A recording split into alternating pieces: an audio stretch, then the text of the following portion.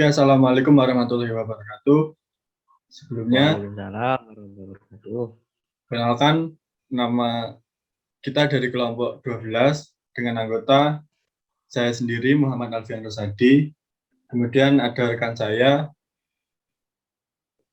Saya Ilham Waliuddin.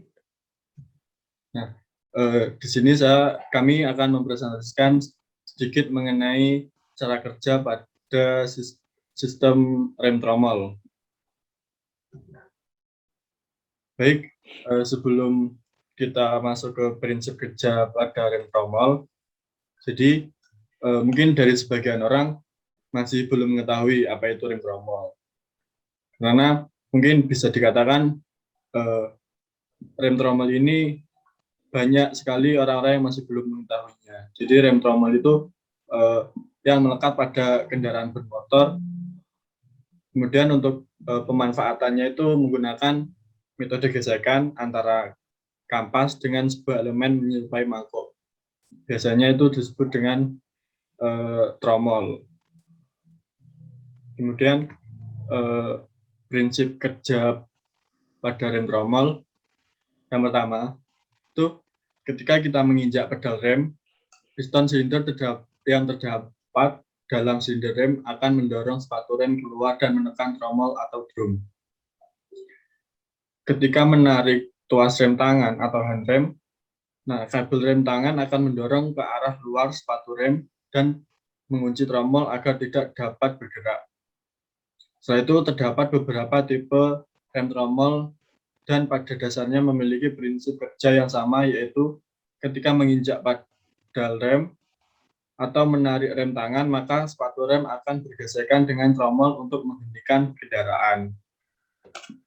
Nah, pasti kan memiliki dampak jika kita mengatur celah rem dan tromol. Nah, itu adalah gambar yang ada keterangannya, baik itu yang pertama itu silinder roda, kemudian plat penahan, setelah itu pegas pembalik sepatu, penyedal otomatis, tuas penyedal otomatis, pegas tuas penyetel, pen pegas penahan sepatu, kemudian tromol rem, setelah itu tuas sepatu rem tangan, pegas jangkar, kabel rem tangan, dan sepatu rem.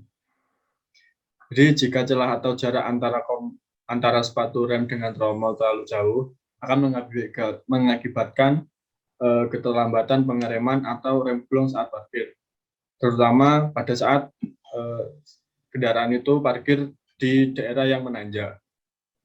Kemudian jarak rem terlalu rapat dapat menyebabkan rem macet atau rem mengunci, dan terkadang roda belakang akan bunyi keras saat kendaraan jalan sehabis parkir atau setelah membebaskan handrem.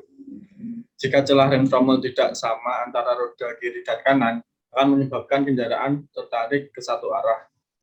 Catatan, celah brake shoe atau kampas rem tromol terlalu rapat atau terlalu longgar dengan tromol rem bisa dilihat dengan banyaknya bunyi klik saat tuas handrem ditarik. Normalnya bunyi klik tuas handrem saat kita tarik adalah antara 0 sampai 9 klik.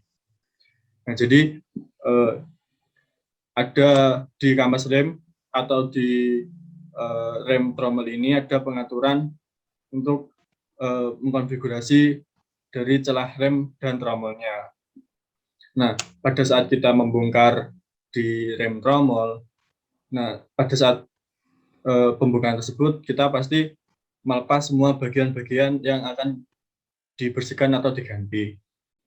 Kemudian pada saat pemasangan itu sendiri, langkah yang harus kita pastikan adalah waktu mengatur celah rem dan tromol. Kalau misalkan dari celah remnya itu terlalu rapat, otomatis mobil itu sendiri atau kendaraan akan menyebabkan yang terjadinya bunyi keras atau terlalu menggesek antara kampas rem dan tromolnya. Jadi akan cepat habis kampasnya. Dan kalau misalkan pada saat konfigurasi tersebut celahnya itu terlalu longgar, otomatis proses pengeremannya itu kurang maksimal. Jadi tidak dengan cepat untuk mengerem pada saat keadaan tertentu.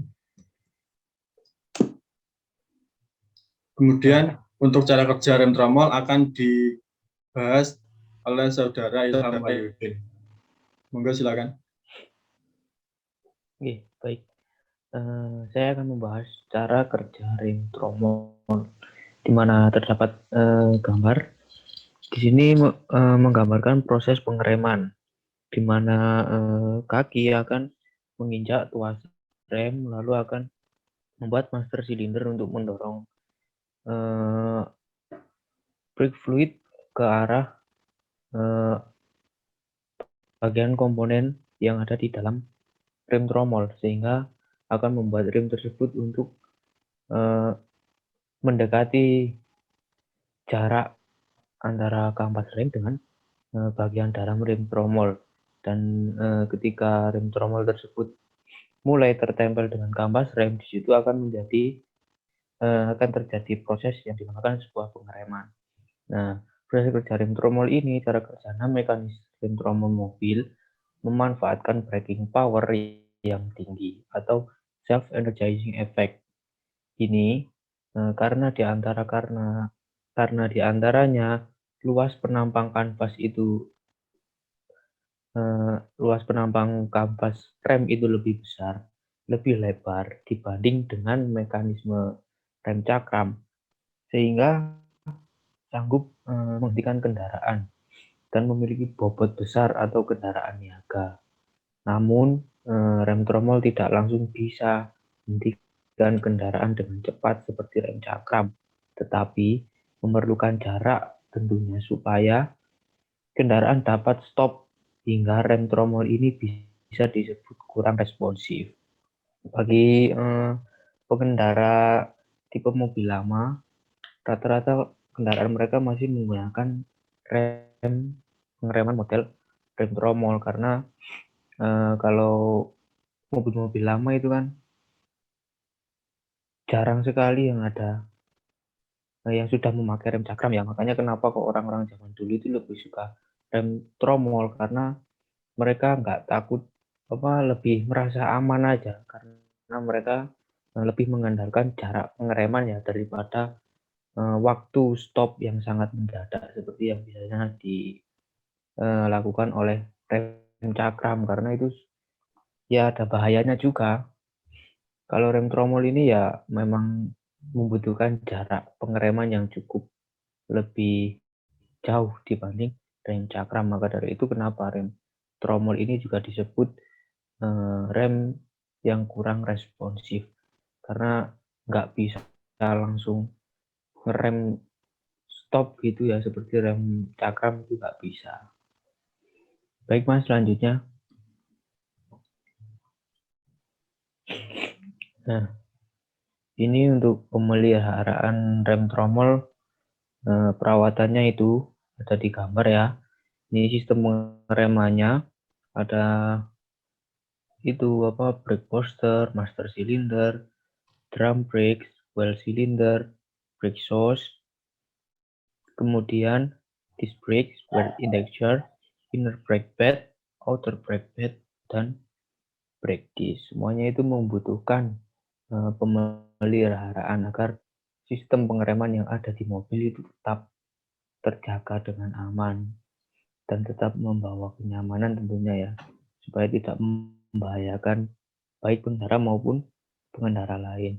Nah, gambar di samping menunjukkan bahwa perawatan ya itu ada yang mengukur diameter dalam rem tromol, dan ada juga yang mengukur ketebalan kampas rem, dan juga gambar yang menunjukkan melihat atau mengecek kelayakan pakai dari tuas rem atau handrem. Nah, itu adalah bagian-bagian penting yang perlu dirawat. Contoh mudahnya saja, nanti kalau ada yang komponen dalam yang perlu dirawat ya kita harus bongkar dulu sesuai urutan pembongkaran dan urutan pemeliharaan rem tromol ini. Dan pemasangannya pun juga nanti ada step by step-nya yang benar. Ya Mas, cukup. Nah ini langkah-langkahnya.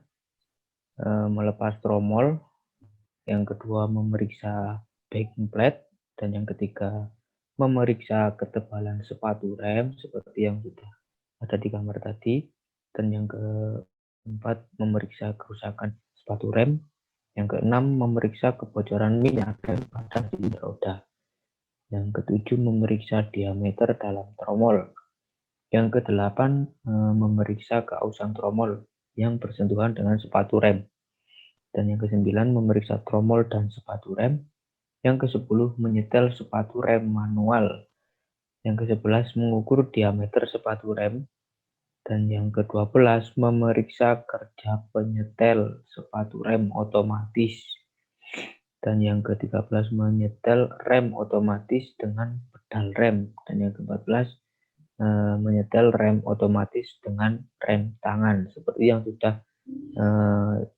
ada di gambar yang di slide sebelumnya tadi.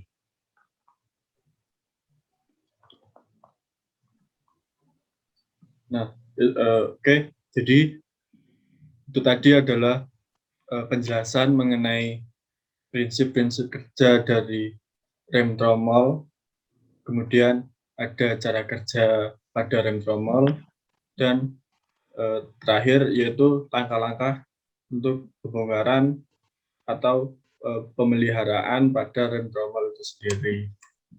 Jadi cukup sekian, kurang lebihnya kami mohon maaf. Jika ada tutur kata yang kurang berkenan, mohon dimaafkan. Sekian presentasi dari kelompok 12. Wassalamualaikum warahmatullahi wabarakatuh.